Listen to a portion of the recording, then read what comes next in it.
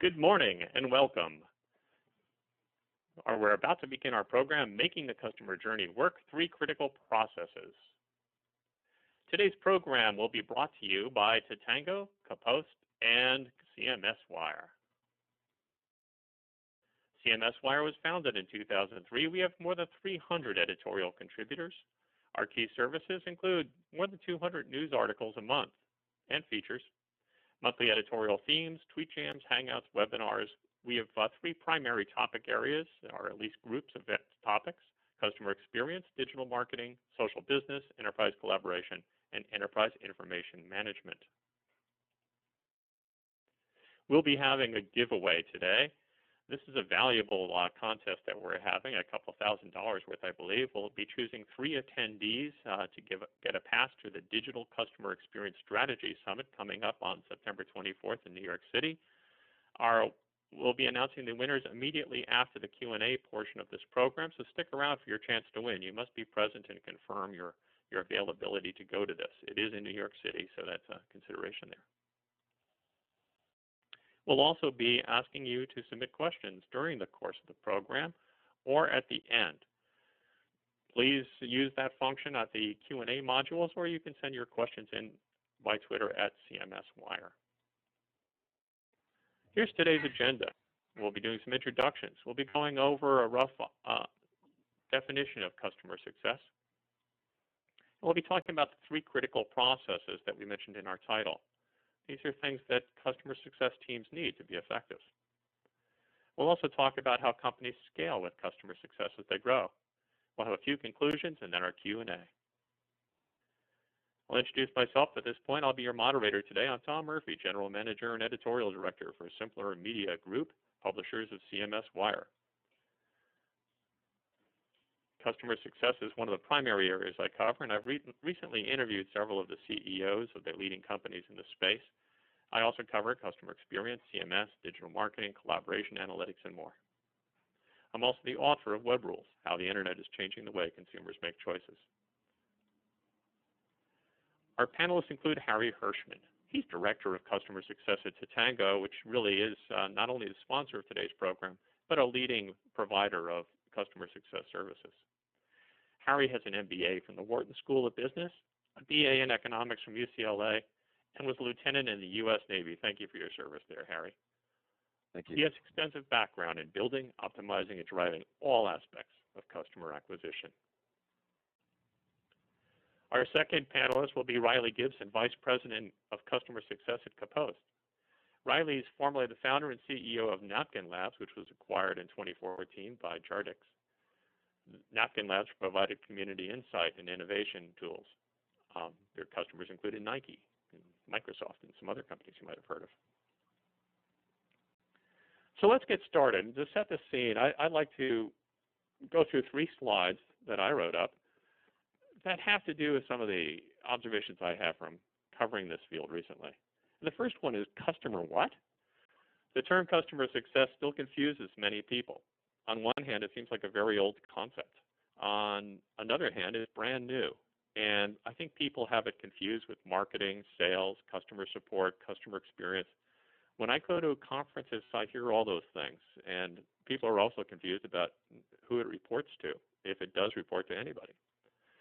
In my view, and this is strictly my personal view of this because it varies from person to person in this area, customer success is an affirmative cross-company effort to help your customers find success with your service or product.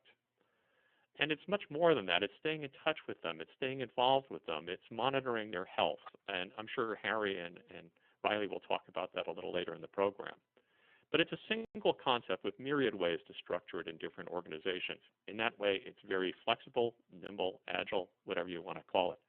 But it needs to tailor to your organization and across the organization. Let's talk about some of the differences between those other categories. Sales, typically developing leads, making contacts, and closing the deal.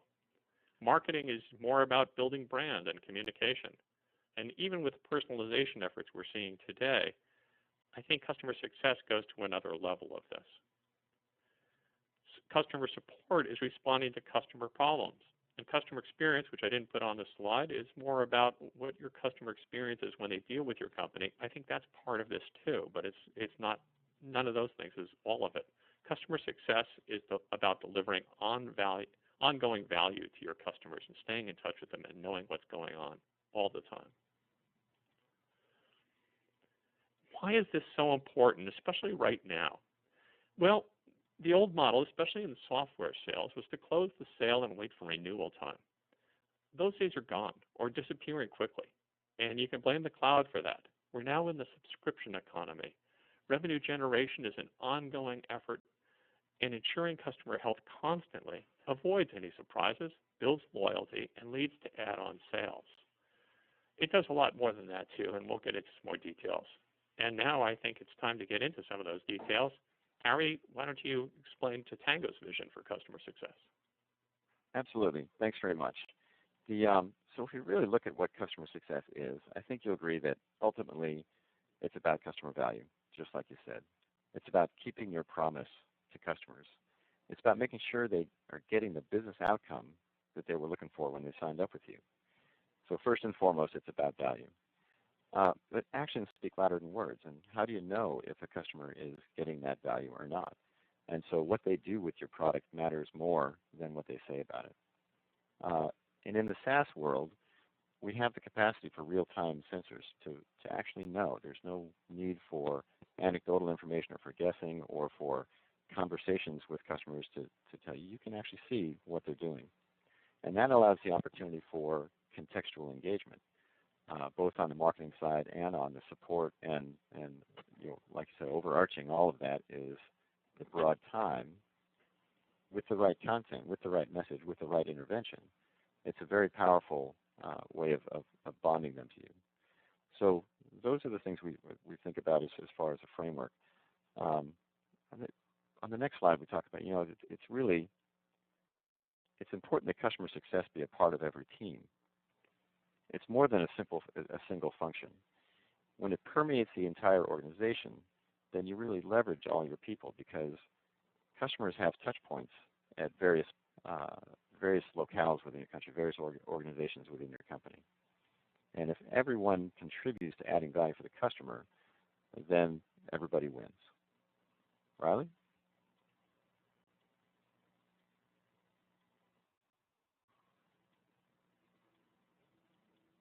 Riley, can you explain Compose's approach to this? I think we might be having a little trouble with Riley's audio. See, he's on Perhaps mute. still on mute. Well, let's go back to your slide. Can you guys hear me? Oh, yeah, there's Riley. Riley, Okay, I'm sorry we about had you that. on mute there. Let's go on and have your Compose's approach to this.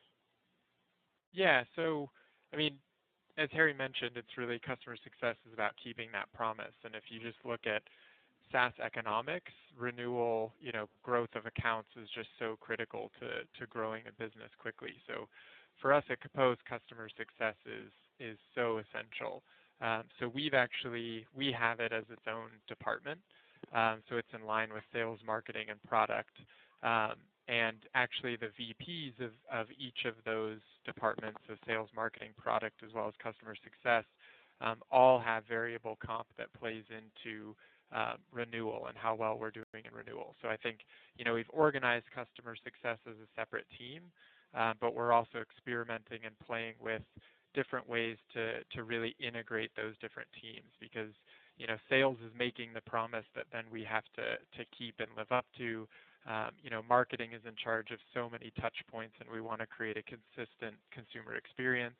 And obviously product plays a huge piece in customer success. So it's really blending that, making it important having a seat at the table with the CEO, but then also really integrating with different groups. So now let's take a look at those three critical processes. And I'm going to be curious to hear from both of you about this area. Let's start with Harry on this.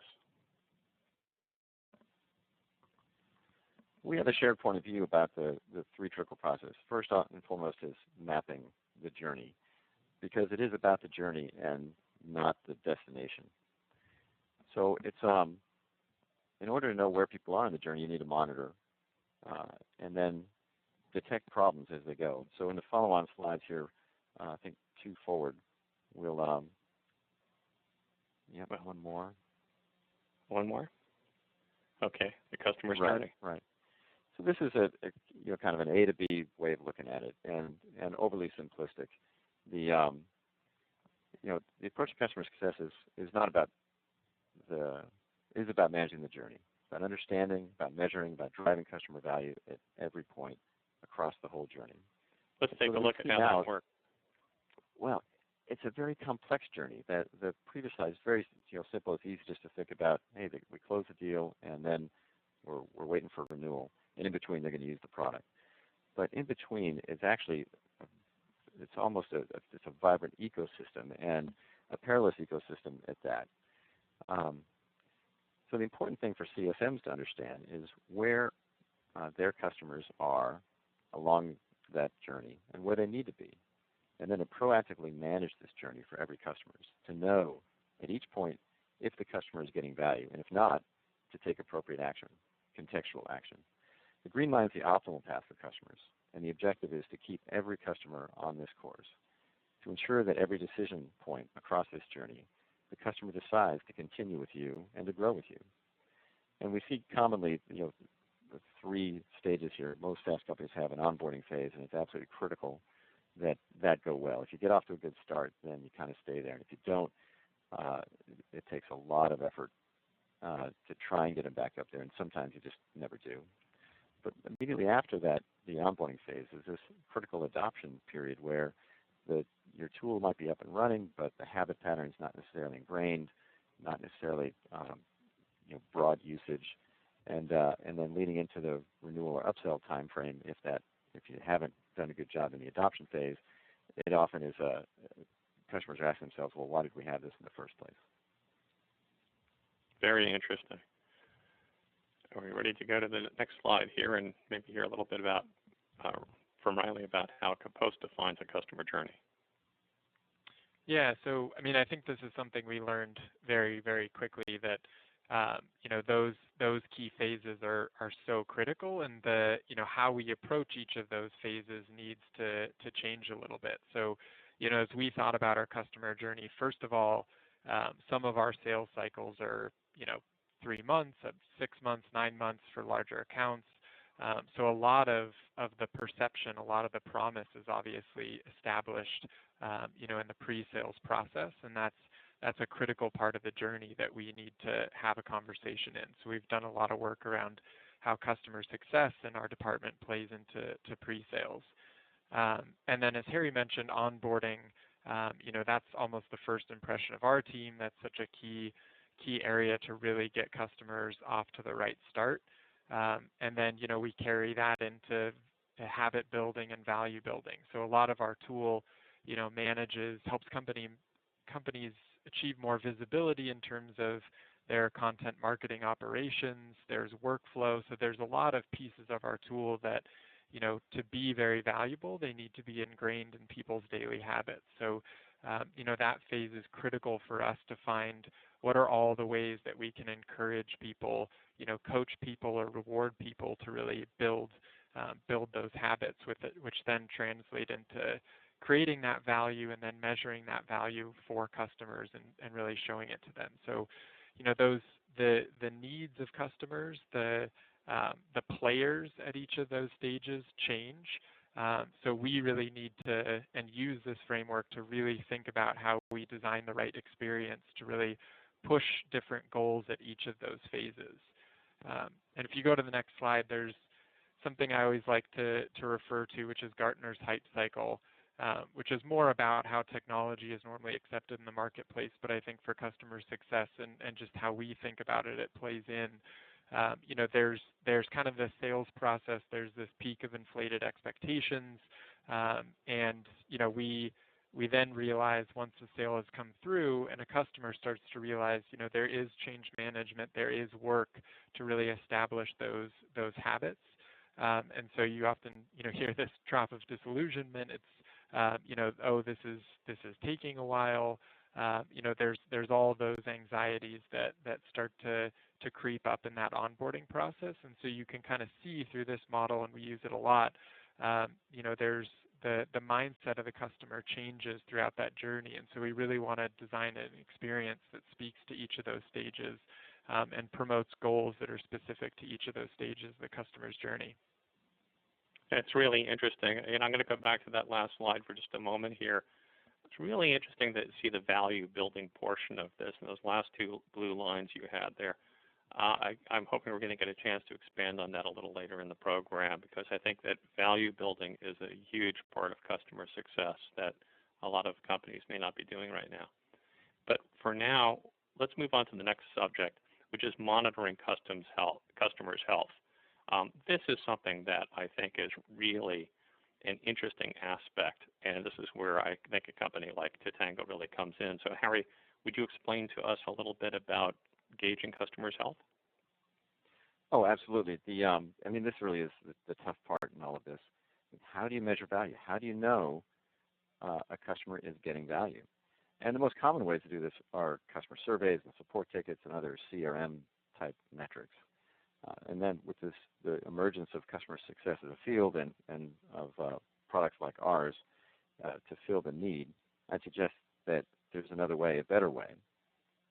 And it can include all of those previous metrics, but fundamentally what we're adding to this is what customers are doing and not doing in your product, and that's the best gauge of value. What features are they using? How frequently are they using it? Who is using it? And importantly, who is not? This is the only way you can really get early warning signals and be proactive and do this at scale. Harry, what happens when you get that early warning signal? Let's take a look up just in the next couple of slides, but then you know which action to take. True health scores need to include all of these elements. And you can see the list of indicators that we have of ways that you can measure it and not have to guess at it. And contextually, what you do is different for each type of customer that you have. What you'll do with an enterprise customer is different from what you'll do with an SMB. So many companies have what's commonly referred to as high touch, maybe a white glove segment of customers where they have CSMs at a low ratio, and so they can really get a lot of tender loving care. But commonly, even companies with big enterprise segments also have a high velocity segment or an SMB segment, or smaller customers, self-serve segment perhaps. Textually relevant message through the automated marketing programs and linking those to health metrics and events, actual events that they're doing within your product. Great. So what we see here is that it's important that customer segments are different, and they're going to have different behaviors, and you need to measure health differently for them. And so whatever system you use needs to take this level of complexity and turn it into fidelity, information that's granular enough and tuned enough to be appropriate for the customers you're dealing with. We have one more slide on that just to show kind of the next level of detail about all the different types of attributes and things, whether it's using modules or activities and what exactly they've done. All of these trace back to engagement, utilization, usage rates, and customer satisfaction in one way or another. And can these be tailored to particular companies? Oh, absolutely. These are customizable for every company that uses our tool, and it has to be that way. And then you customize it for every segment, and you customize it for the stages of their customer journey as they map their customer journey. Compose is different from other SaaS companies, and it has to be adapted to that. That's great. And, I'm asking all the questions here. I want to remind our listeners that you can ask questions, too, at any time during the presentation by hitting the Q&A button in the upper right and going to the column in the right column where it says Q&A to send your questions in to us. We will be taking those at the end of the program, so please enter them at any time a question comes up in your mind. But first, let's look at how Compose monitors health of their customers. And again, Riley, my sense is that this is something that varies from at every company. There's different health measures. There's different ways to measure it. There's different levels of engagement. Tell us how you do this at Kapost. Yeah, and I think that's, Tom, that's a really good point. And I think one of our learning curves is when we first started, looking at, what is our health metric. I think we took kind of a generic approach and just, picked a few things that we thought all customers should be doing, and that was sort of the health score. And there just, there wasn't enough customization in that to really truly get eyes into how companies were using the tool and really through those different stages of the customer journey that we talked about. So I think we kind of hit up against that learning curve and then went back to the drawing board and started segmenting our health score and actually looking at okay, what are the different stages of the journey that they go through? So onboarding, we know that there's 3 things in our tool, the usage sweet spot, that if they get to, we're going to be in much better shape.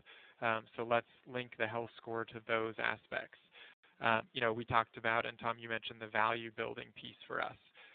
If we come into a customer and talk about every single bell and whistle, I think, eyes start to glaze over.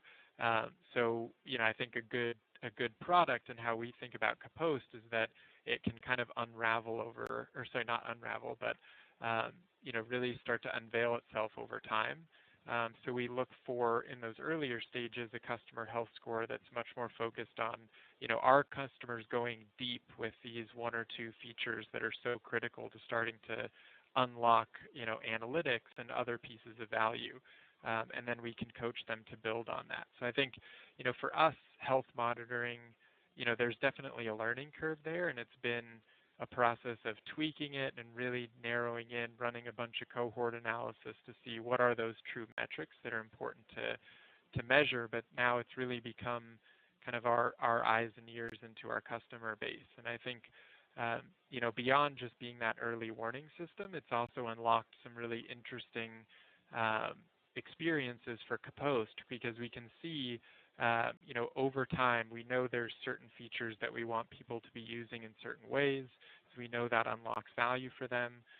So we can monitor that usage, and if it starts to slip, that's a perfect moment to come in and start coaching them with best practices, with content that can help them really think about content marketing strategy and really push, coaching at them really to help build that usage. And then also, I think there's also a fun side to this, which is just, when we see customers really taking off in one aspect, it becomes a platform for rewarding them, sending T-shirts, really, and that, I think those coaching and rewarding become part of building those habits and reinforcing those habits. So, it's obviously our eyes and ears, but then has also unlocked some interesting, just experiential things that we can do with customers to really build their loyalty. Thanks, Riley. Riley. The things you're doing with rewarding are really interesting from my perspective. It's not something you see every SaaS company doing. I think it really sets you apart. Yeah, I think that's really true. Go ahead. Sorry, go ahead. I was just going to say, I think it's, sometimes we get so focused just on, coming in and intervening versus the fun side of it. I mean, we're all human. A lot of times I think in a B2B environment, we kind of think of someone that's buying SaaS software as just they're so focused and just solely focused on their job. And, we kind of dehumanize that. And I think, the rewarding piece, the fun piece, although it sounds somewhat frivolous, is just really key to building that relationship over time and just interjecting some fun, reinforcing good habits.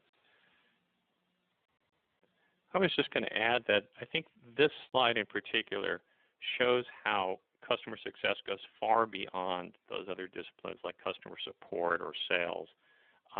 This is not about marketing. This is about really interacting with your clients and getting in on a granular level with them and looking at their health and helping them do a better job. So I really like this slide a lot. Thank you for showing this to us, Riley. Mm-hmm. Let's move on to what we do when we detect some of those early warning signals. And I think we're again going to start with Harry here and talk about the EWS at Totango. That's right, the early warning system. That's why we help you get through this. Early warning system that monitors and listens for leading indicators. Listens is key, and leading indicators is also really important. It doesn't matter what happened yesterday if you can't fix it. So then it has to tell you, well, which customers need my attention and why, so you can take the right actions. And it tells you well in advance if it's a leading indicator, so you can actually make a difference. Now, to visualize how this kind of gets operationalized in real life, it has to come from these kind of visionary statements that we're making down to an individual customer success manager with a book of accounts in their portfolio, and what do they do? And so helping CSMs prioritize, take the right customer actions at the right time, that's what lets you scale on this, because there's just not enough time in the day otherwise. And you're doing the contextually relevant actions lets you maximize that customer impact. Yeah, and I think, just going back to how Composed we think about it, we actually, with a lot of our larger accounts, have a pretty high touch model. So we pair a customer success manager and a consultant to really align with the customer. So the consultant's much more aligned with the executive sponsor, speaking strategically about how Composed can support their marketing goals. The CSM is very focused on, adoption, so the health score is very important to them. But, as we ladder that up at Composed, we really try and encourage sort of that account pod, so a CSM and a consultant, to think about their shared book of accounts as a franchise. They're sort of the CEO and COO of that franchise. And, as we know, in a leadership position, visibility is so key, and prioritizing time is so key. So I think, tools like health and other tools that help you, see your overall book of accounts, see where the issues might be arising. It's helped us prioritize our time so much better, and really given tools for that customer success manager and consultant to truly own that franchise. And so, we've even taken that to now we do quarterly business reviews where that consultant and CSM, use some of that health data to actually present back to our whole department on, here's what their portfolio looks like.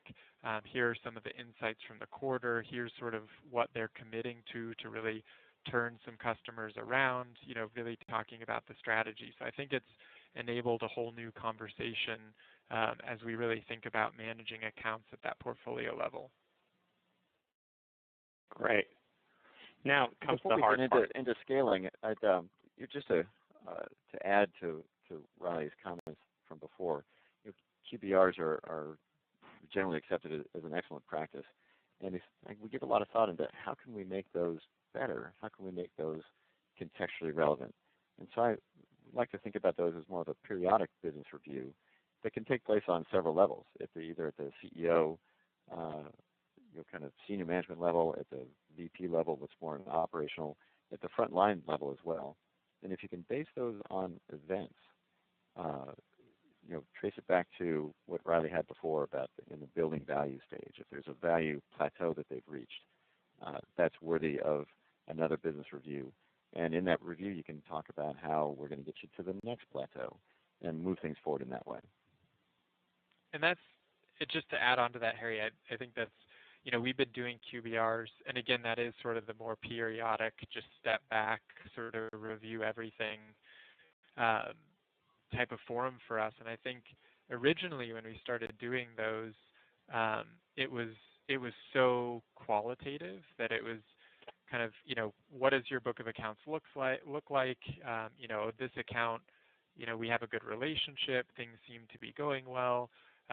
You could see generally they're using the tool. So it was, a lot of it was based on kind of hearsay and just thoughts and opinions. And as we started ingraining more of the health score and more discipline into, okay, well, actually, how are they actually using the account? What value are they getting out of the tool? I think bringing that quantitative foundation into the conversation just made that forum so much more actionable.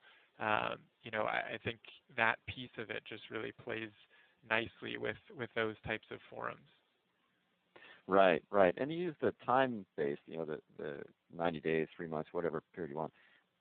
That can become a backstop to say, hey, if there was no event that triggers this in that certain amount of time, well, then let's make sure we don't just drift on. Let's see what event we should be driving. But context and it really dictates, and then time becomes the safety net. Mm-hmm. So I think now we do want to move on to scaling. This is a big challenge for a lot of companies as they grow, especially in the software space. So let's go on and see what ideas Harry has on this at Totango. Absolutely. Our ideas, well, and our ideas come from our customers as well. So Riley drives us, and we drive best practices back into his company too. And you can see Xamarin here. Well, no, I mean we need that two-way flow. We don't have a lock on all the good ideas in customer success by any means. But really, to scale, you need to be proactive and time things right, and that means a data-driven approach, so that you know what's going on within an account and how you're affecting or not affecting, driving or not driving value for your customers. Otherwise, it's just, hey, let's just add another CSM every time we add 25 or 50 new customers, or 250, depending on the business model. That's linear scaling, and we want to get beyond that as best we can. And so the automation and the real-time nature of what you have access to with SaaS, and really have the demand ad of your systems, is what allows scaling.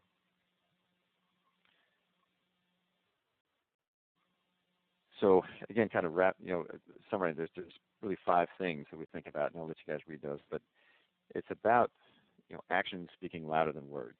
So it's usage data. It's actually knowing what they do, not what they say. It needs to be flexible, so you can query at any time, track feature usage, and ask questions of your system on the fly. How many of show me a list of customers that have not adopted this new feature we just released, and we worked our brains out on it, and it's a fantastic feature that would really benefit them, but who's using it and who's not? If you're the analytics do that, getting time to value. It's easy to set up and implement if you have the right data, and you want to bring that data in quickly, so getting through the onboarding process as quickly as you can. Modeling help and adapting to changes with new features. That's all part of scaling. And I just wanted to kind of come back to, it really does, it's more powerful and it scales better if the whole organization is bought into the premise of customer success, and that success comes from driving value. If they're getting value out of it, then they're going to want more of it. So we've talked about this before, and so I'll go ahead and, since we're getting low on time, we'll just leave it at that.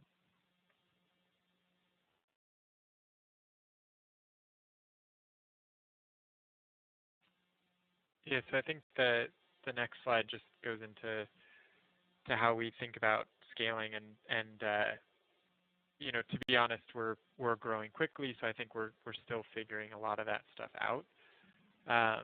So for Kapost, we really think about the tools as an essential part of that. So Harry, you mentioned the linear scaling. That's difficult, and there needs to be some of that as we grow. But those tools that cut across the different departments give visibility into all the customers, so that we can prioritize time.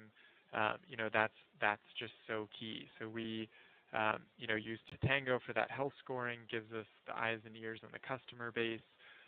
We use Jive just to collaborate around customers across the whole organization. So single accounts, the strategy for those accounts.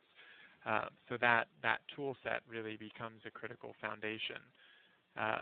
We also, at Kapost, we've really realized that in customer success managers, they work so closely with like an admin or a project lead on our customer's side, and they develop a really good relationship. But there's also hundreds of users out there that might not have that same opportunity for connection. So really seeing what they're doing and not just saying is key. And then we also use another tool called Intercom that really helps us communicate to that broader user base. So almost like nurture tracks, where we can see if they used a certain feature and then stopped for a while.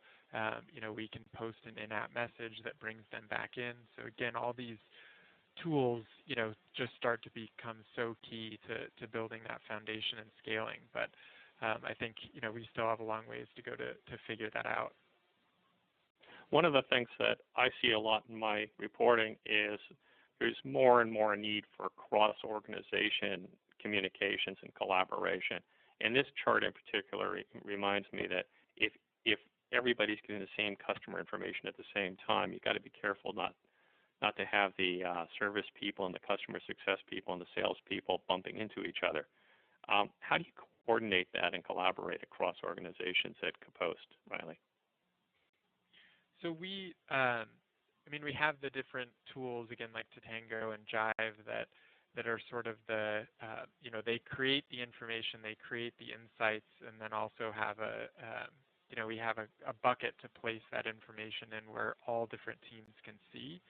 But then we've really tried to align, for example, like an account executive, so on the sales department, with a single customer success pod, so a consultant in the CSM, and they'll have weekly one-on-ones where they, review that information, review the data, kind of create a strategy around that account, and that, that in-person collaboration with those teams, keeping them coordinated is, I think, so key. And it's, you can have all the information in the world, but if you're not acting on it in a coordinated way, then it does start to fall apart. So, I think for us, just those in-person one-on-ones, kind of creating that strategy for each account and then executing on it just with the context of all the data we have is key. But I think, that also plays into how we sort of link with product. And I think we're still working on that. How do we efficiently take product feedback? And,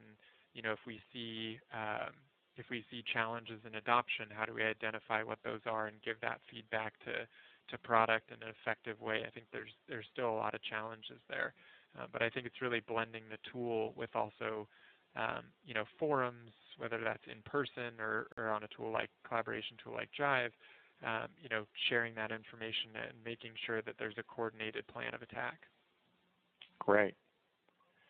Well, I'd actually add to that what Riley said. That in-person or periodic weekly check-in amongst a pod or a crew is so important for coordination, and it's admirable that Kapost is investing so much, because that is a big investment of people's time. And you consider there might be 3, 4, 5 people in that meeting, 30 minutes to an hour a week. That adds up to a lot of person hours. Another way to get at your question, Tom, of how do you bring all this information together is get these tools talking together. Ideally, depending on the function, a person's going to have a primary software tool that they're using and a couple of secondaries. And keeping those tools, too many is too much. Even though there's great information in them, they have to. People can only look at so many instruments on an instrument panel. And I'm actually a pilot from my Navy days, so if I use too many aviation analogies, then do stop me. But the one way that we tackle that here at Totango is that we realize that there are primary systems out there already. CRM systems are often that in the post-sale and pre-sale environment. And so getting this usage information, the dashboards, the profiles, we use tagging in order to give situational awareness to people so that those tags are descriptive and colorful and something that a support person can see within their ticketing system that say this is a VIP customer, or this customer is on the CEO's watch list, or is a flagship customer, strategic customer of some kind, or that this customer, as their CSM has rated their risk as extraordinarily high for a period of time. And they know that when a ticket comes up, or that an interaction with that customer comes up, that it's different and they need to approach it differently. And that's the kind of context that drives value. Great. Well, I think we've gone through our presentation now. I'd like to give the audience a chance to speak. We have a couple of dozen questions lined up. before we get to them, any closing thoughts from Riley or Harry?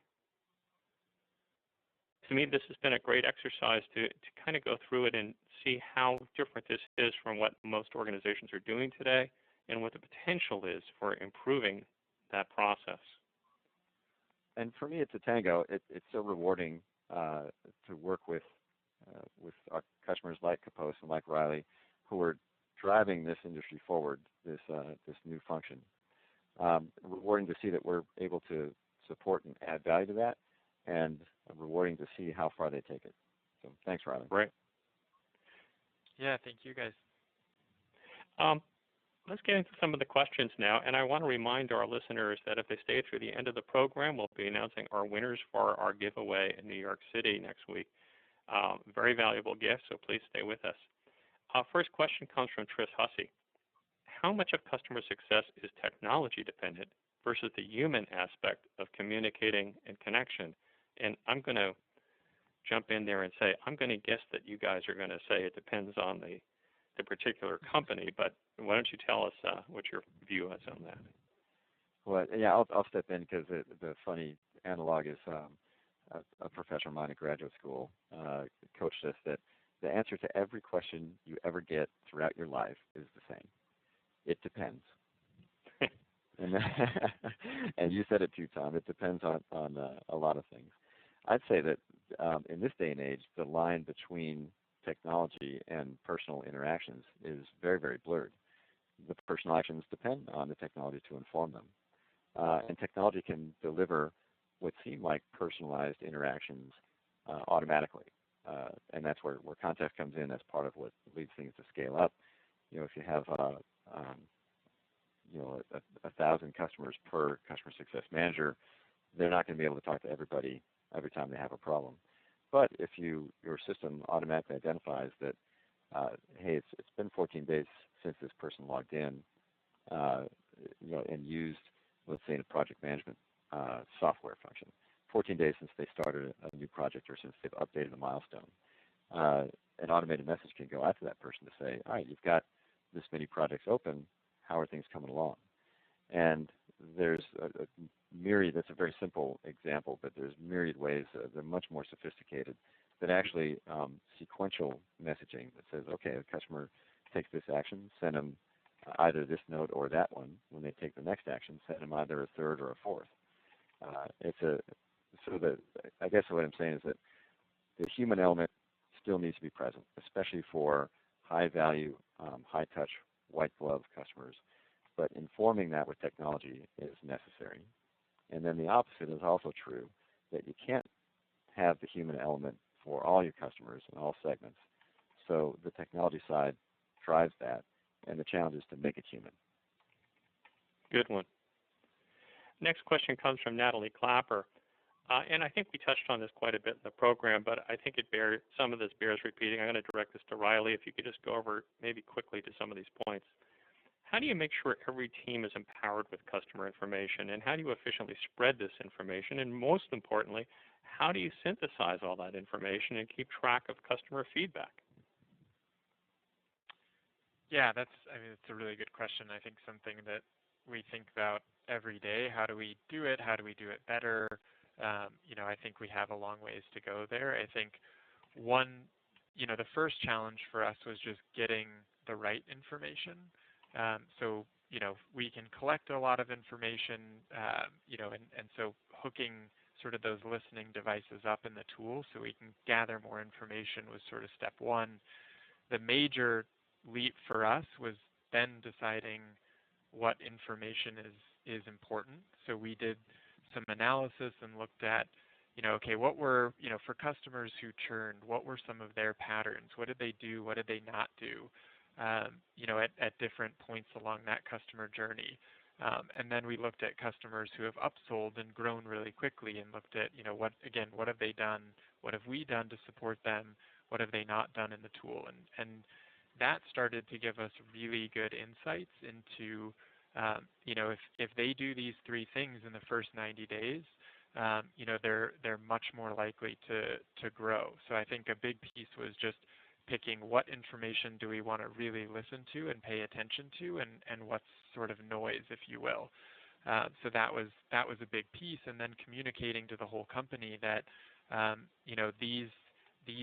like this usage sweet spot is so important that we need sales to be talking about this pre-sales so customers know these are things that are key to really work on in the first 90 days. Product started moving some of their resources to how do we make those features even better so people can get started with them. So it's I think part of it is just you're going to have way too much information, so pick what's really important and make sure that gets bubbled up and constantly reported on to each of those groups.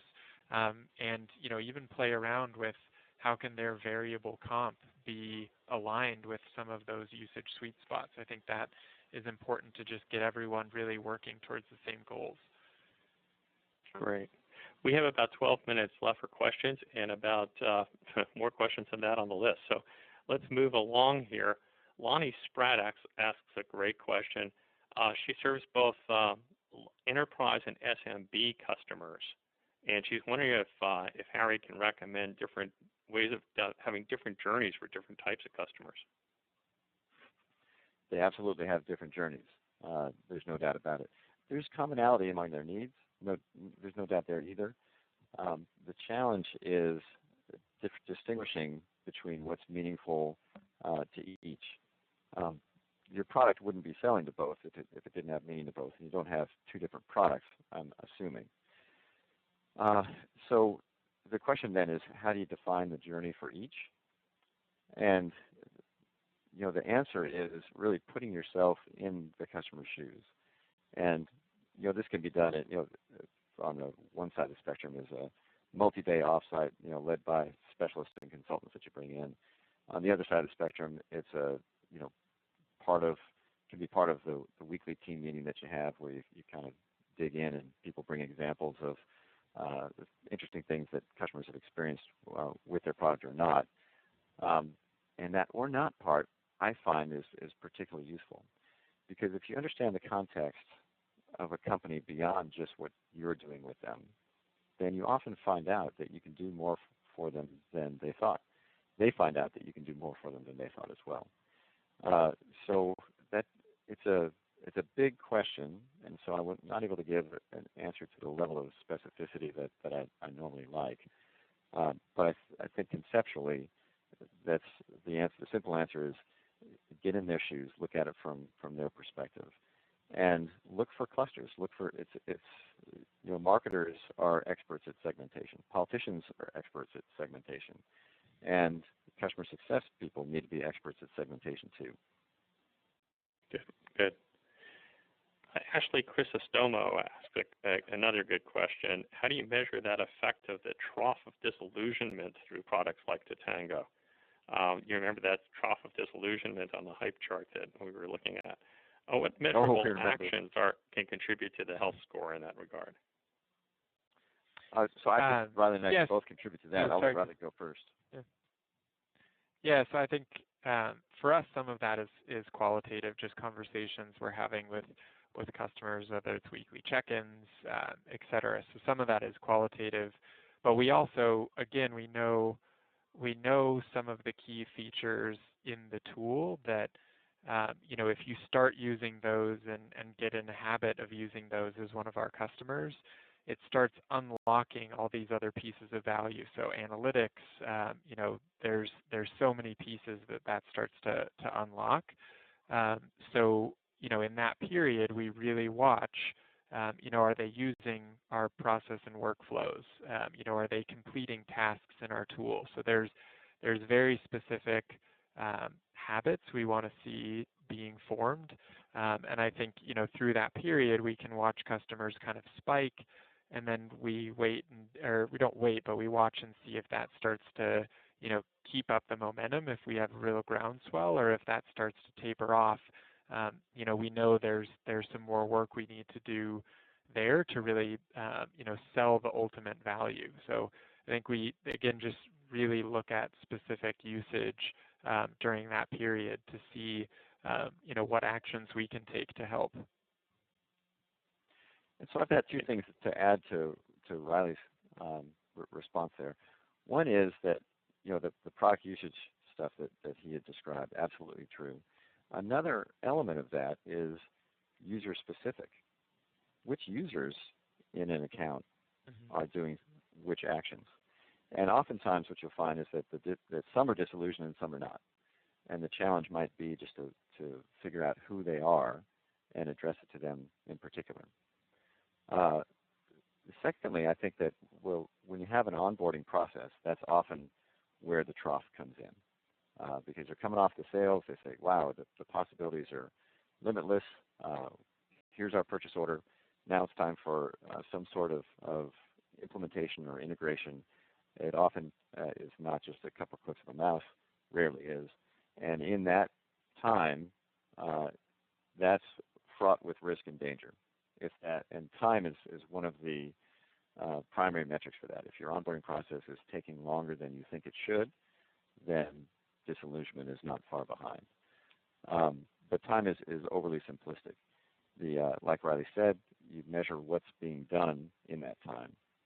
But really compressing the onboarding time, I think, is another big contributor to moving through that trough. That's when they find out what you're really going to do for them and what's, you kind of can't, or what needs to be a hack.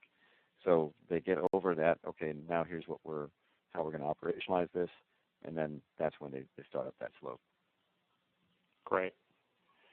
There's a couple of more fundamental questions coming in, and I want to make sure we address these. These are very important, I think. I'm going to skip down a question from Ana Martinez, who says she's just starting to map her customer's journey, and she's wondering if you can give some basic advice on how to do that. Are there some examples of ways for people to get started? Or maybe Riley, you can answer that very briefly on how you got started. That might give her an idea. Yeah. I mean, for us, you can sit in your office and think about what that customer journey is going to be, and then but I think more importantly, you just need to get in front of customers. So, whether it's going to customers who have been with you for a long time and you have a good relationship, and having that conversation, asking them what their journey was, I think that's a great conversation to have. But the more, it's a research exercise. It's a ethnographic exercise to go out and really start listening to customers, hearing what their journey is, hearing how their mindset changes as they go through those different stages. So I think for us, it was about getting out of the office, and I think that's always a good place to start. Good. And I'll add to that just one technique to make it very operational and very quick. Conceptually, though, it's important that people approach customer success as an iterative process. There's too much changing out there to think you're going to set it up and then let it run. And the customer journey is similar to that. So my suggestion would be, in the very simplest sense, is get something together, anything, and then iterate on it. And the something that you should do, there's power in threes. Mother Nature loves threes. One, too many, right? And so onboarding, and then there's a post-onboarding stage, which is that I think we call it adoption, I think, which is kind of established, or more of a steady state. So if you think of onboarding as the beginning, and steady state is where you want they're fully ingrained, they're fully using a broad set of tools. In between, there's a risky period of that habit forming that Riley described. And if you pay attention into those three stages and set up an engagement model for each, and with the mind toward moving to the next, then it's a way to quickly get started. In just an hour or two, you'll have an operational method with doing it that way. Here's a question I can answer really easily. Will this presentation be available after the webinar? Absolutely. If you come to CMSWire tomorrow, you'll see not only a story on this webinar, but also a copy of it, and you're welcome to take a look at that. We'll make it available as we make available all our webinars. We just have a few minutes left for questions, and then we're going to have to close out the show, I'm afraid. But Mary Rosberg asked, are you monitoring the health of prospects in trial? Riley, yes, no? For us, no, just because we don't have a trial phase. So we're normally selling annual contracts, and so we don't monitor that. Harry, is that something you'd recommend? Oh, absolutely. Many of our customers do. If you have a trial, then absolutely there's a health profile for trial customers, and there's ways to automate the messaging to them to move them through that trial. You want to identify by behavior who are the looky-loos and who really has some intent to buy, and you can triage out those with intent to those that should have contact with your direct sales, and those that should go through more of a self-serve or automated marketing path towards sign-up. Great. Another quick question. Potential triggers or actions should all SaaS companies implement immediately if they haven't already? And what content types are key to moving customers from adoption to renewal? I'm going to give you each a shot at that, but please keep it brief because we're running low on time.